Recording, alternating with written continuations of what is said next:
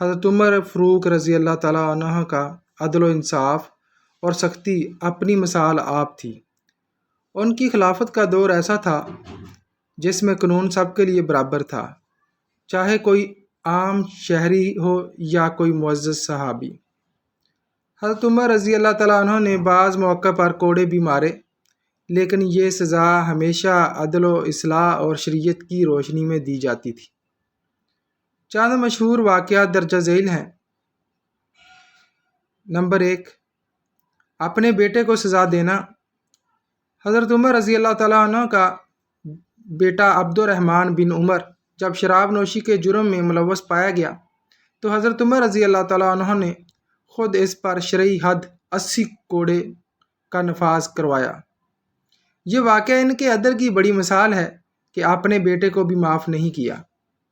Number 2، ولی مصر عمرو بن عاص کے بیٹے کو سزا۔ ایک مصری شخص نے شکایت کی کہ عمر بن عاص کے بیٹے نے دوڑ میں اسے مارا اور کہا کہ میں حاکم کا بیٹا ہوں۔ حضرت عمر رضی اللہ تعالیٰ عنہ نے دونوں کو مدینہ طلب کیا۔ تحقیق کے بعد مظلوم مصری سے فرمایا، تم گورنر کے بیٹے کو اس طرح مارو جیسے اس نے تمہیں مارا تھا۔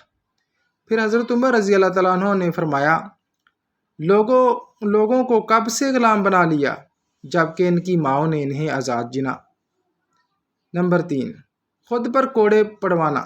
ایک موقع پر حضرت عمر رضی اللہ تعالیٰ عنہ نے خطاب دیا اور لوگوں سے پوچھا، اگر میں سیدھے راستے سے ہٹ جاؤں تو تم کیا کرو گے؟ ایک صحابی نے کہا، ہم اپنی تلوار سے تمہیں سیدھا کر دیں گے۔ حضرت عمر رضی اللہ تعالیٰ عنہ نے فرمایا، الحمدللہ کہ میری قوم میں ایسے لوگ موجود ہیں۔ نمبر 4، زکوٰۃ میں خیانت کرنے والے کو سزا۔ حضرت عمر رضی اللہ تعالیٰ عنہ نے بعض ایسے افراد کو کوڑے مارے جو بیت المال یا زکوٰۃ میں خیانت کرتے تھے۔ ان کا اصول تھا کہ امت کی امانت میں خیانت برداشت نہیں۔ نتیجہ، حضرت عمر رضی اللہ تعالیٰ عنہ کا کوڑے مارنے کا عمل کبھی بھی ظلم یا غصے کی بنیاد پر نہ تھا، بلکہ یہ صرف اور صرف عدل، حق، اسلامی قانون کے نفاذ کے لیے ہوتا تھا۔ آپ رضی اللہ تعالیٰ عنہ کی شخصیت ہمیں سکھاتی ہے کہ طاقتور ہوتے ہوئے بھی اللہ کے خوف سے عدل و انصاف کو مقدم رکھنا چاہیے۔ یہی آج کا